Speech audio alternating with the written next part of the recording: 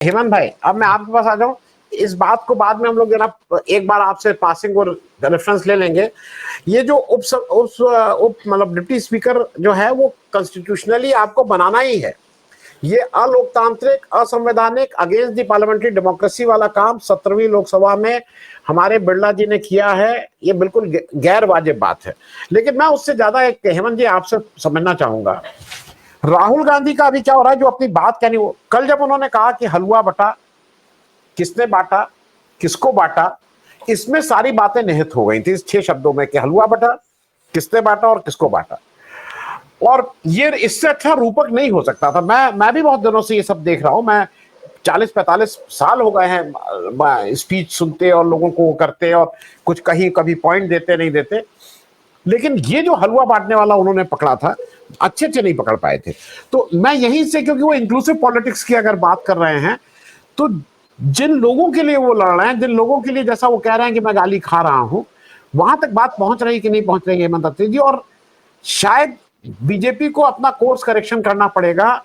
ये अनुराग ठाकुर जैसे लोग, गौरव भाटिया जैसे लोग जो आके केवल विश्वभ्रमण करते हैं, गाली देते हैं, उससे बीजेपी क्या नुकसान हो रहा है, ये कहीं ना कहीं बीजेपी में किसी को समझाना होगा। हेमंत भाई। आनंद जी, देखिए, जो आपने जो सवाल कहा कि जो इस तरह के जो लोग, ये लोग एक्चुअल में भारतीय जनता पार्टी की असली पूंजी है। और भारतीय जनता पार्टी में अगर आपको प्रगति करनी है तो अनुराग ठाकुर उसकी एक मिसाल है। आपको ध्यान होगा, वित्त राज्य मंत्री होते थे वो, और जैसे ही उन्होंने वो ऐतिहासिक भाषण दिया कि देश के डैश को ये करो, ध्यान होगा आपको जब वो दंगे के बाद की जो स्थिति थी, उसके बाद उनको सीधा इंफॉर्मेशन एंड ब्रॉडकास्टिंग मिनिस्टर बना दिया गया, जो किसी भी सरकार का चेहरा होता है। तो उनको जो उस नारे के बाद जो उन्होंने बात वहां कही सार्वजनिक मंच से, होना तो ये चाहिए था कि उनके खिलाफ तत्काल एक एफआईआर होती, उनके खिलाफ कार्रवाई होती, और हुआ उल्टा, उनको प्रमोट करके सरकार का चेहरा बना दिया गया। इससे आपको समझना पड़ेगा कि सरकार को कैसे चेहरे पसंद है और कैसा नैरेटिव पसंद है, और यही नैरेटिव उनको आगे ले जाकर, ऐसे एक नहीं है वो। अनुराग ठाकुर की आप प्रगति यात्रा देखिए आप, वो धूमल साहब के बेटे हैं, बहुत अच्छी। धूमल साहब तो बहुत गजब के आदमी थे, उनसे सभ्य आदमी आपको मिलेगा नहीं, संस्कारित आदमी नहीं मिलेगा। उन्होंने क्या किया कि पिता की उस विरासत को किस रूप में लेके चले। वो अपने भाई को, पहले वो खुद बीसीसीआई के चेयरमैन रहे, फिर अपने भाई को आईपीएल का चेयरमैन बनवाया, और अमित शाह के सुपुत्र को उन्होंने अपने बीसीसीआई का कोषाध्यक्ष बनवा करके और सारी बीसीसीआई उनको सुपवा दी। ये उनकी सफलता का बैकग्राउंड है। यहां के बाद फिर कोई बात बचती नहीं ना, फिर तो जब जय शाह को वहां उन्होंने पद स्थापित कर दिया, और वो आज आईसीसी, बीसीसीआई छोड़ दीजिए, आईसीसी के सबसे ताकतवर, क्योंकि आपको पता है बीसीसीआई के पास जो पैसे का बल है। तो बेसिकली क्या है कि अनुराग ठाकुर जैसे लोग, जो आज उनकी संसद में भावभंगिमाएं थी, जो भाषण था, आप मुझे ये बताइए कि वो वित्त राज्य मंत्री रहे और उसमें बजट के ऊपर चर्चा हो रही है, तो अगर वो वास्तव में मुद्दों पर होते और उनको चीजों की समझ होती और वो अपनी पार्टी का भला सोच रहे होते, तो जो अभी तक बजट पे चर्चा के दौरान विपक्ष ने खाल उतारी है भारतीय जनता पार्टी के बजट की, क्या उनको उन पे मेरिट और तथ्यों के साथ नहीं बोलना चाहिए था, और एक एक सवाल का जवाब? क्योंकि आपको पता है कि जो निर्मला सीतारमन है वो हिंदी में उतनी फ्लुएंट नहीं, और ये महोदय जो है, जो अनुराग ठाकुर, ये लफाजी के माहिर है। तो ये उस पर मुलम्मा चढ़ा करके विपक्ष का जो पूरा नैरेटिव था उसको ध्वस्त कर सकते थे। लेकिन आप पूछेंगे क्यों नहीं किया?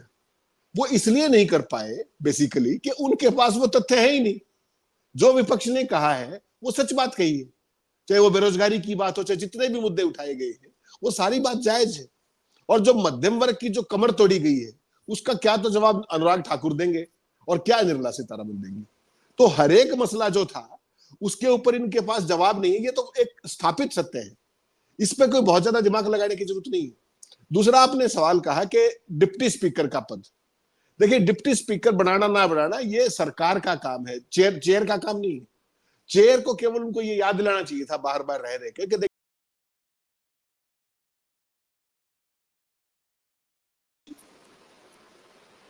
हाँ, हाँ। उसकी उसकी नियुक्ति किया जाना आवश्यक है संवैधानिक तौर पर। तो वो नहीं हुई पूरे 5 साल तक। पूरा का पूरा एक 17वीं पार्लियामेंट, जो संसद थी, वो लोकसभा क्यों चली गई, किसी का कोई ध्यान नहीं गया। इससे बड़ा साफ है कि सरकार के संविधान के प्रति किस तरह की कमिटमेंट्स है, किस तरह से वो। जी। हेमंत जी, मैं एक चीज जरा समझने के लिए, क्योंकि मैं भी इसको समझ रहा हूं। देखिए, ऐसा है कि स्पीकर और डिप्टी स्पीकर ये हाउस चुनता है, ये सरकार नहीं चुनती है, ये वो हाउस चुनता है। जो मैं जिस तरह से इसको देख रहा हूं, मैं आपसे जरा उस पर समझने की दृष्टि से, आप सब लोग हैं, आप सब लोग सीनियर है, समझते हैं इस बात को। अब अगर हाउस चुनता है तो ये स्पीकर साहब चुन लिए गए, इस हाउस ने स्पीकर चुना, तो ये दायित्व किसका है कि ये डिप्टी स्पीकर चुना जाएगा? मैं, सरकार से कोई मतलब नहीं है, ना प्रेसिडेंट से मतलब, ना वाइस प्रेसिडेंट से मतलब, ना ये तो फिर दायित्व आपका है ना, कि ये आप एक संस्था चला रहे हैं जिसमें इस देश का संविधान कहता है कि एक डिप्टी स्पीकर होना चाहिए। अगर डिप्टी स्पीकर नहीं है तो मैं थोड़ा समझने की दृष्टि से पूछ रहा हूं, ये पूछना नहीं चाहिए था आपने, क्यों नहीं डिप्टी स्पीकर का चुनाव कराया? मैं होना इस तरह चाहिए से नहीं, आनंद जी, होना चाहिए नहीं, होगा। आनंद जी, होना चाहिए नहीं, जी, होना चाहिए नहीं, होगा।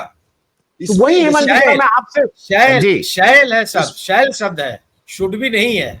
लीगल पोजीशन ये है कि he shall be Anand ji, article 93 to 95 में ये लिखा हुआ है, there shall be a deputy speaker. Correct. तो हम लोग फिर देयर आपके शुड पास भी नहीं है, there shall be a deputy speaker.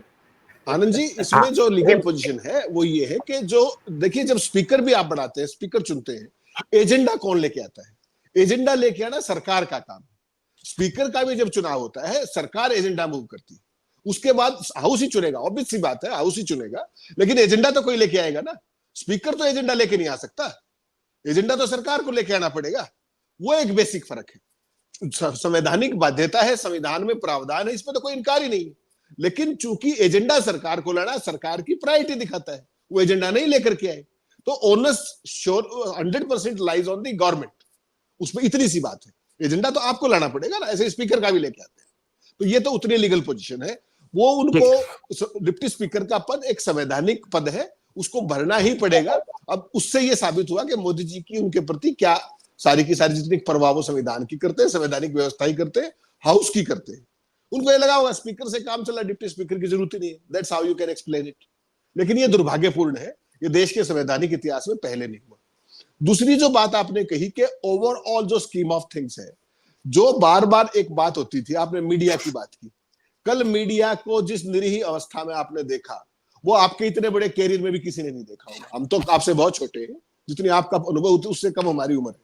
लेकिन कल का जो एक ट्रेलर था, वो एक ट्रेलर है आने वाली मूवी का। इस बात को समझ लेना चाहिए हम सबको कि कल जो कुछ किया गया है वो वैसे नहीं किया गया। और उसकी बैकग्राउंड क्या है, अगर आप सुनेंगे तो आप हंसेंगे।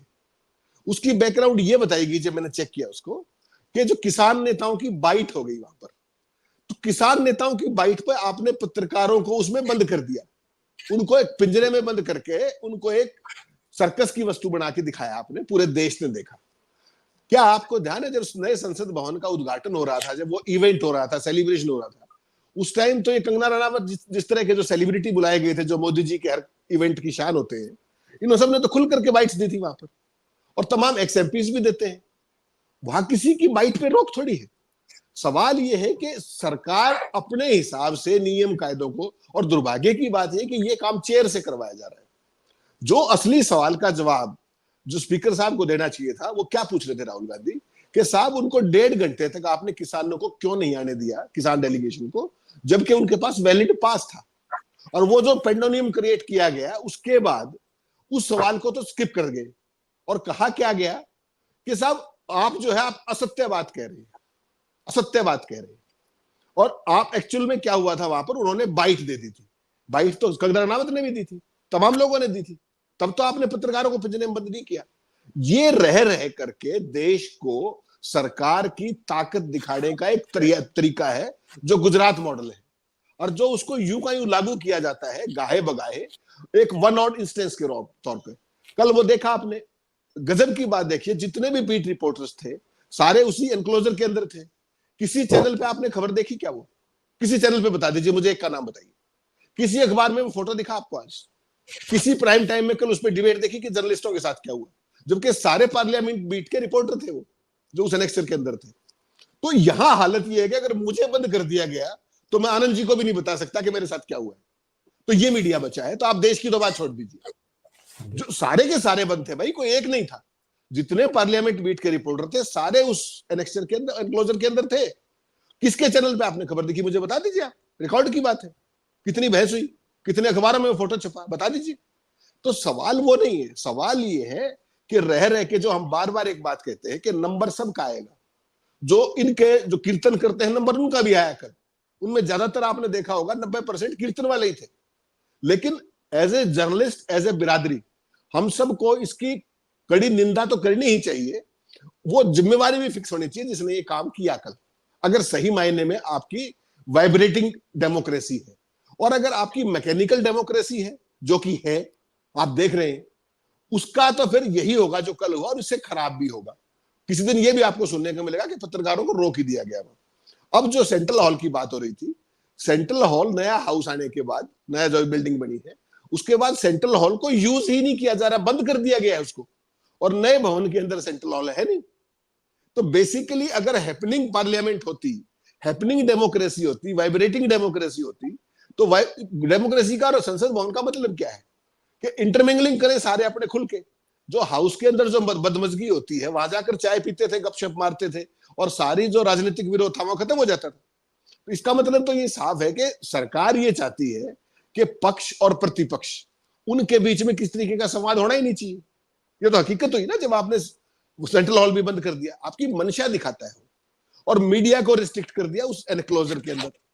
तो ये सारे का सारा जो कुछ घटनाक्रम है, ये बिना पर्पज नहीं है, ये फोकस्ड है, और ये आईना दिखाने की बात है कि देखिए, जो आप अपने आप को लोकतंत्र का चौथा स्तंभ कहते हैं, हम आपकी औकात 40x20 के एनक्लोजर के अंदर सीमित कर सकते हैं।